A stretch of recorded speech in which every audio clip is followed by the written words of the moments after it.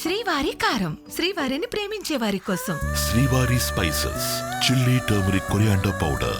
శ్రీవారి కారం, శ్రీవారిని ప్రేమించే వారి కోసం.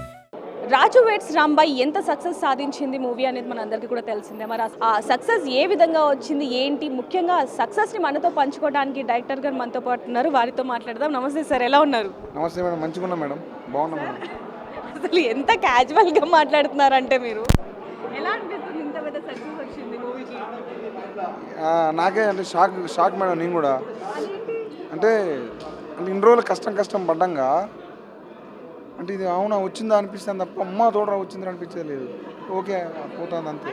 మీ ఫేస్లో కూడా మీ కళ్ళలో మాకు ఇంకా క్వశ్చన్ మార్క్ కనిపిస్తుంది. అంటే ఎందుకు అలా అంతే మేడం, బై డిఫాల్ట్ నా కళ్ళు అంతే మేడం. సో 2 సంవత్సరాలు పట్టింది సక్సెస్ రావడానికి. అంటే మూవీ గురించి స్టోరీ ఎలా సెలెక్ట్ చేసుకున్నారు? అంటే ముందే అనుకున్నారా ఇది ఖచ్చితంగా బ్లాక్ బస్టర్ అవుతుందని?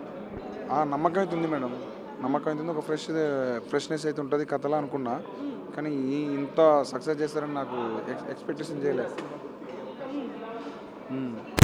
స్టోరీ అంటే థియేటర్స్కి వచ్చిన తర్వాత ఈ మూవీలో సాంగ్స్ కావచ్చు, స్టోరీ ముఖ్యంగా ఆడియన్స్ అందరినీ కూడా కట్టి పడేసింది.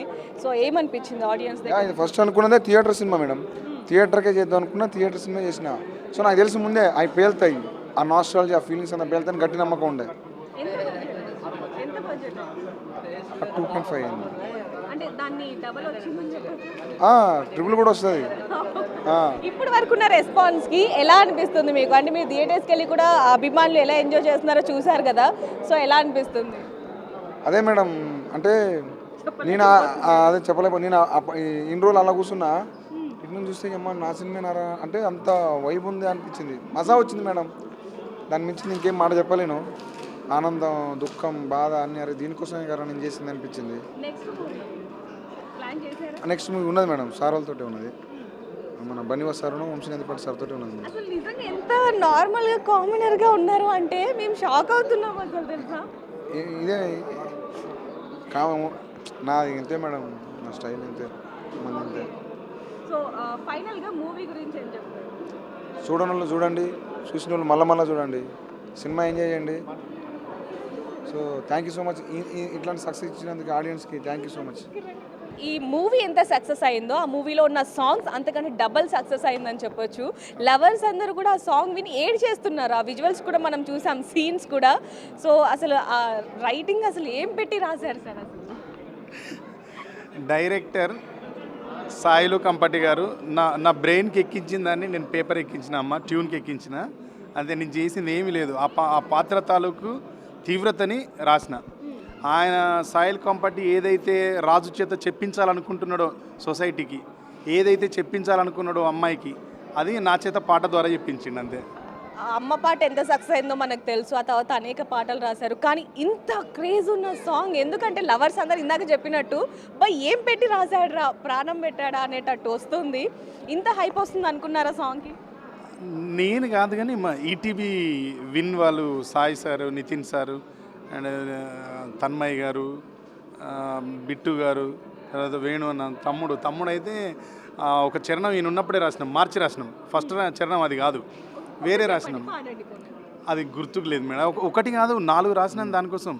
దానికంటే ముందు ఇంకా వేరే పాట రాసిన, ఆ పాట రికార్డ్ చేసి, ఆ పాటని కొరియోగ్రాఫ్ చేసి లొకేషన్కి తీసుకెళ్ళి అక్కడ షూటింగ్ అని ఏర్పాట్లు చేసి, తీరా టైంకి పాటని క్యాన్సిల్ చేసిన బోసు చేసి మళ్ళీ సురేష్కి చెప్తే, సురేష్ అన్న ఇది వద్దన్న, ఈ పాట ప్లేస్లో ఇంకేదన్నా ఇంకా కలోకియల్గా ఉండాలి, నాకు జనరంజకంగా ఉండాలి చేయండి అంటే ఆ ట్యూన్ చేసి పంపిస్తే మళ్ళీ సెకండ్ వెర్షన్ రాస్తాను. అట్లా పుట్టింది పాట.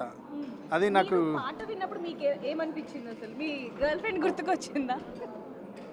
నా గర్ల్ ఫ్రెండ్ నా పిల్లమే. నాకు మీది కూడా లవ్ మ్యారేజేనా? లేదు, అరేంజ్డ్ లవ్ మ్యారేజ్.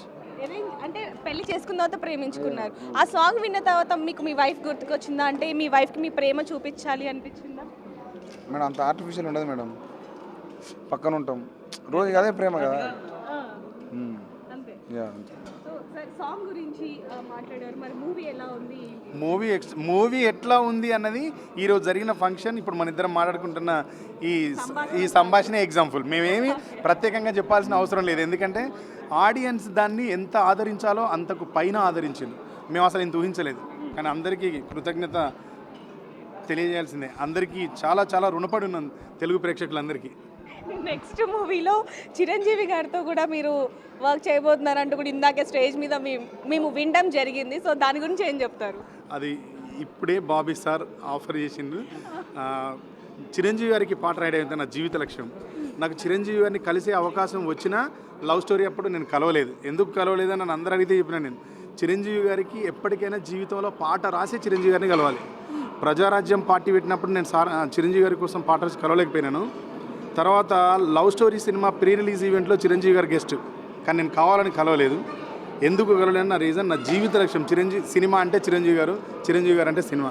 ఆయనకు పాట రాసే అవకాశం నాకు ఇచ్చినందుకు బాబీ సార్కు చాలా చాలా కృతజ్ఞతలు. మీరేం చెప్తారు? మేడం నాకు ఇంకా నేను షాక్ ఫ్యాక్టరీలో ఉన్నా, నాకు ఆ యాక్టింగ్ రాదు, ఏం రాదు. తర్వాత చేయిస్తాడు కానీ సార్ తర్వాత ఇబ్బంది పడతాడు. So thank you sir, Bobby sir. Anyways నా మీద ఆ చిన్నది ఏదో ఇంకో కొత్త యాంగిల్ చూసిర్రు, దానికి సార్కి చాలా రుణపడి ఉంటారు. ఇంకా మళ్ళీ మెగాస్టార్ చిరంజీవి గారు అంటే అది వేరే లెవెల్. సో చేస్తా మేడం, ఏదో ఒకటి యాక్టింగ్ చేస్తా, ఏదో ఒకటి చేస్తా. సరే మేడం, థ్యాంక్ యూ. సో చూస్తున్నాం కదా మూవీ అనేది ఎంత హైలైట్ అయిందనేది చూస్తున్నాం. 2 తెలుగు రాష్ట్రాలు కూడా బ్లాక్ బస్టర్ అయిందని చెప్పొచ్చు. ఆ సక్సెస్ మీట్ని కూడా ఇప్పుడే మనం చూడటం జరిగింది. వాళ్ళ మాటల్లోని ఈ ఒక్క మూవీతోని అందులో ఉన్న ఆర్టిస్టులందరికీ కూడా వేరొక మూవీస్లో అనేక మూవీస్లో కూడా అవకాశాలు వచ్చాయి. ముఖ్యంగా మ్యూజిక్ డైరెక్టర్కి కూడా చిరంజీవి గారితో నటించే అవకాశం కూడా రాబోతుందనే తెలుస్తుంది. మరిన్ని వార్తల కోసం చూస్తూనే ఉండండి బిగ్ టీవీ. కెమెరామ్యాన్ శ్రీకాంత్తో రిపోర్టర్ దేవిక, హైదరాబాద్.